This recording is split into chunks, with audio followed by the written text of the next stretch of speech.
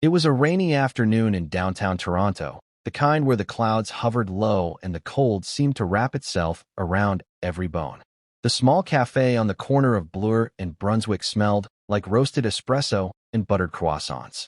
It was busy, warm, filled with the hum of casual conversations. But when she walked in, all of it froze for just a moment. Her coat was soaked, her hands trembling, and her face red from more than just the wind. Her eyes were swollen with tears she had long tried to keep in, but they were spilling now, like a dam had cracked somewhere deep inside her. People noticed, but most looked away. One woman glanced, then returned to her laptop. A couple exchanged whispers. A barista gave her a hesitant smile, but no one moved. No one said a word, except for him. He was sitting alone near the window with a bowl of warm lentil soup, a grilled cheese sandwich cut neatly in half, and a cup of black coffee that still had steam curling from its rim.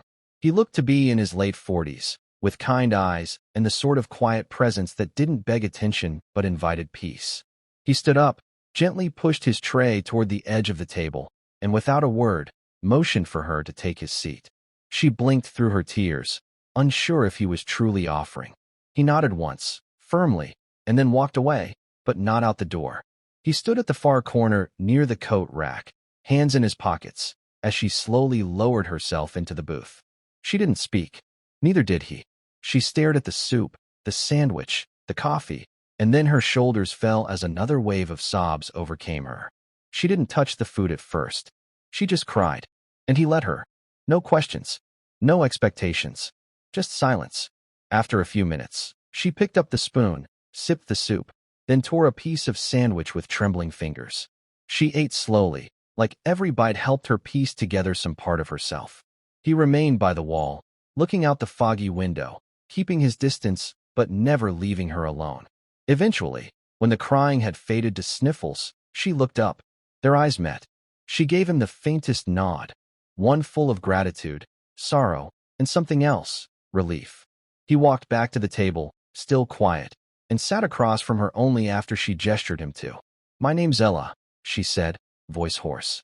"David," he replied simply. And that was it. They didn't talk about what made her cry. She didn't need to say her boyfriend had broken up with her over text that morning.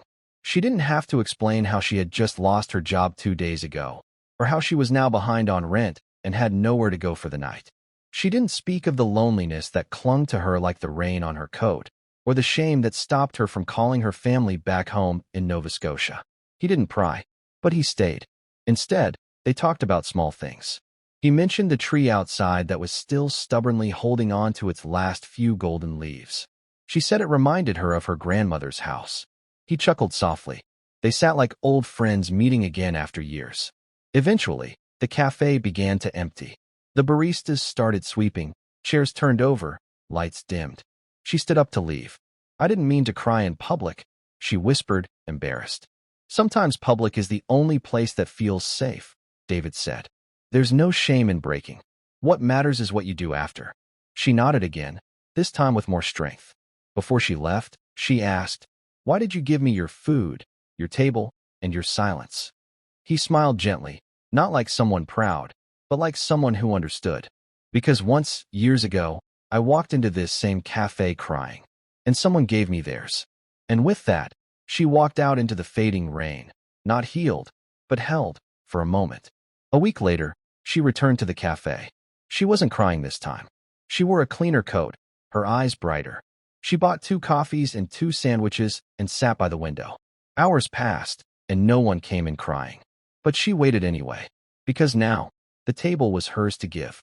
And in a quiet cafe in downtown Toronto, kindness lived on, not in words, but in silent acts of humanity that speak louder than anything ever could.